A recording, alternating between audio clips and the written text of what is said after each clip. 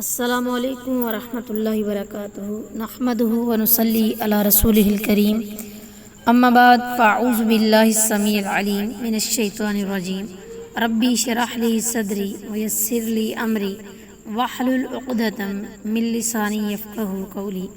آج کی اس ویڈیو میں ہم سورۃ البقرہ کی آیت نمبر 111 سے لے کر 112 تک کا لفظی ترجمہ اور اس کی تفسیر پڑھیں گے۔ اعوذ باللہ من الشیطان الرجیم، بسم اللہ الرحمن الرحیم۔ وقالوا، اور انہوں نے کہا، لن يدخلا، ہرگز داخل نہ ہوگا، جنت میں، الا سوائے، من کانا، جو ہو، ہودن یہودی، او نصارا یا نصرانی، تلک امانیہم، یہ ان کی جھوٹی آرزویں ہیں۔ قل، کہہ دیجئے، ہاتو، تم لاؤ، برہانکم، اپنی دلیل، ان کنتم، اگر تم ہو، صادقین، سچے۔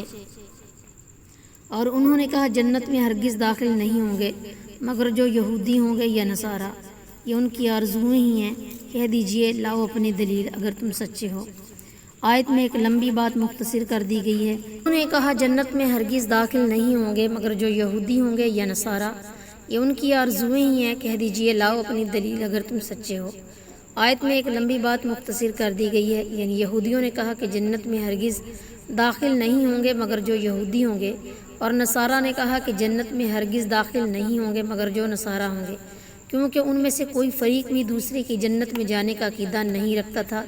فرمایا یہ ان کی آرزویں ہی ہیں، حقیقت سے ان کا کچھ تعلق نہیں۔ اگر یہ سچے ہیں تو اپنی دلیل پیش کریں۔ امام راضی فرماتے ہیں کہ اس آیت سے ثابت ہوا کہ کوئی بھی دعویٰ کرنے والا، خواہ نفی کا دعویٰ کرے یا اثبات کا، اس پر دلیل اور برہان پیش کرنا لازم ہے، اور یہ تقلیداً کہی ہوئی بات کے باطل ہونے کی سب سے سچی اور پکی دلیل ہے، کیونکہ تقلید نام ہی کسی بات کو بلا دلیل قبول کرنے کا ہے۔ امانیہم، خبر معرفہ ہونے کی وجہ سے ترجمے میں ہی کا اضافہ کیا گیا۔ آج کل مسلمان بھی محض آرزوؤں اور خوش فہمیوں میں مبتلا ہیں، حالانکہ نام کا اسلام نہ دنیا میں عزت کا ضامن ہے اور نہ ہی آخرت میں۔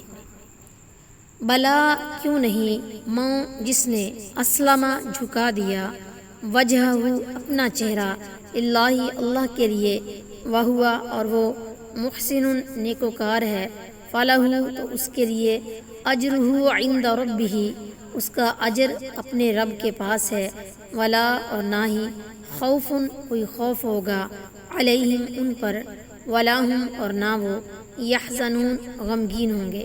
کیوں نہیں، جس نے اپنا چہرہ اللہ کے تابع کر دیا اور وہ نیکی کرنے والا ہو تو اس کے لیے اس کا اجر اس کے رب کے پاس ہے، اور نہ ان پر کوئی خوف ہے اور نہ ہی وہ غمگین ہوں گے۔